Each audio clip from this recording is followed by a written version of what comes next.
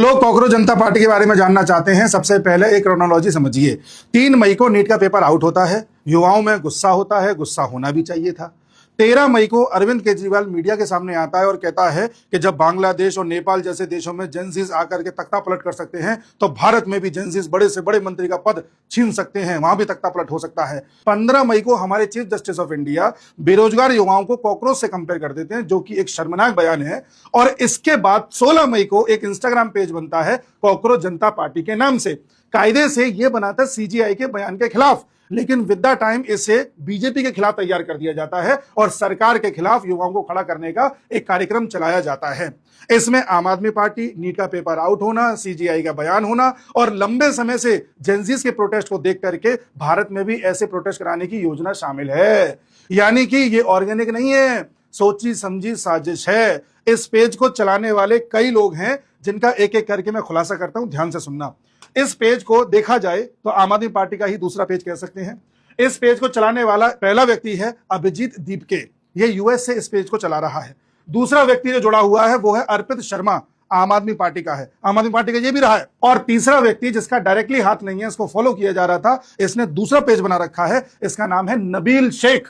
ये यूएई में रह रहा था और यूएई से यूएस से गया था, उस वक्त यूएस में था जब ये पेज बनाया जा रहा था। ये पेज वाले एक जने को और फॉलो कर रहे हैं जिसका नाम है मेघनाथ, जो न्यूज लॉन्ड्री से जुड़ा रहा है। और न्यूज लॉन्ड्री किस तरह से एंटी बीजेपी है, किस तरह से सरकार के खिलाफ रहता है, हम सब जानते हैं। यानी पूरा एक इकोसिस्टम तैयार किया गया। जैसे ही ये पेज तैयार हुआ, कई लेफ्टिस्ट पत्रकारों ने, कई पॉलिटिशियंस ने इस पेज को आगे बढ़ाना स्टार्ट किया, ठीक उसी तरह से जैसे नॉर्वे की पत्रकार हेले को सपोर्ट किया था इन लोगों ने। इसके बाद क्रोनोलॉजी और देखिए। ये जो अभिजीत दीप के नाम का व्यक्ति है, यूएस में रहता है, यूएस से अकाउंट को चला रहा है। इससे पहले ये आम आदमी पार्टी के साथ काम कर चुका है, जहां पर ये आम आदमी पार्टी का कम्युनिकेशन एडवाइजर था। आम आदमी पार्टी का एक तरीके से आईटी सेल को भी गाइड करता था कि किस तरह से नैरेटिव चलाना है। और उसके बाद यूएस चला गया था।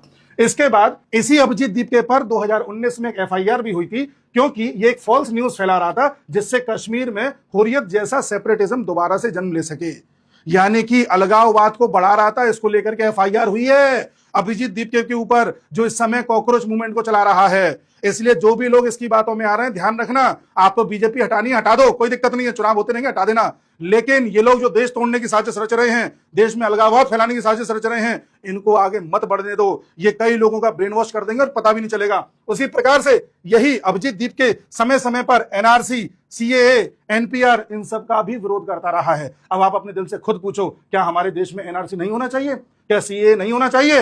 ये उसी जमात का हिस्सा है जो इन सब का आंदोलन चलाते हैं। उसी प्रकार से समय समय पर इसकी फोटो आम आदमी पार्टी के लीडर्स के साथ भी देखी गई है। कोई हवा में बात नहीं हो रही है। मनीष सिसोदिया के तो कसीदे पढ़ता है और मनीष सिसोदिया जेल जाकर के आए हैं, हम सब जानते हैं। उसी प्रकार से नबील शेख जो दुबई में रहता है और जिस समय ये कॉकरोच जनता पार्टी का पेज बनाया गया था, इसे भी यूएस में देखा गया, इसने अपना दूसरा एक पेज बना लिया और पुराने पेज के सारे फोटो डिलीट कर दिए थे। उसी प्रकार से ये कॉकरोच जनता पार्टी वाले एक फॉर्म भरवा रहे हैं जिसमें युवा इनकी बातों में आकर के फॉर्म भर के अपनी डिटेल्स इनको दे रहे हैं। ध्यान रखना, आप सबका डेटा इनके पास जा रहा है।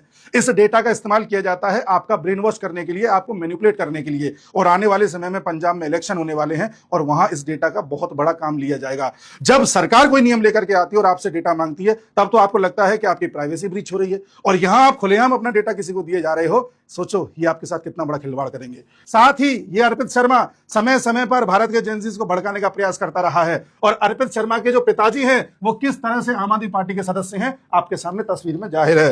और ये अर्पित शर्मा एक टाइम पर कह रहा था कि नेपाल के यूथ ने कर दिया, अब इंडिया की बारी है। इस तरह से ये लोग भड़काऊ भाषण देते रहे हैं। इनको बस मौके की तलाश थी। इन्होंने नीट का पेपर आउट होना, सीजीआई का बयान, इन दोनों को कुछ इस तरह से मिलाया और बीजेपी पर अटैक कर दिया कि जो यूथ इन सब चीजों से अनभिज्ञ था वो इनकी बातों में आ गया। उसी प्रकार से इन्होंने अपना मैनिफेस्टो जारी किया है और मैनिफेस्टो की एक लाइन पढ़िए कि कोई भी एमएलए और एमपी अगर अपनी पार्टी छोड़ करके दूसरी पार्टी में जाता है तो उसे हमेशा के लिए चुनाव लड़ने से प्रतिबंधित कर देना चाहिए। निशाना राघव चड्ढा पर। आम आदमी पार्टी किस तरह से अपनी मैनिफेस्टो के जरिए जो कॉकरोच जनता पार्टी बना करके पेश कर रही है, किस तरह से लोगों को साध रही है। साथ में इन्होंने मैनिफेस्टो में यह भी कहा है कि बंगाल को मणिपुर नहीं बनने देंगे, बंगाल में जो हो रहा है वो ठीक नहीं है। मतलब जो अभी तक टीएमसी कर रही थी वो ठीक था, बीजेपी ने आकर के जो दवाई छिड़कना स्टार्ट किया है वो इन्हें बुरा लग रहा है। इनकी मंशा जाहिर है, इसीलिए ब्रेन वॉश होने से बचें। मैंने हर चीज विद प्रूफ शो करी है। अगर आपके पास प्रूफ है कि मैं गलत हूं तो कमेंट सेक्शन में पेश करिए, अन्यथा इन लोगों से बचाइए हमारे देश को, ये कभी भी देश में आग लगा सकते हैं।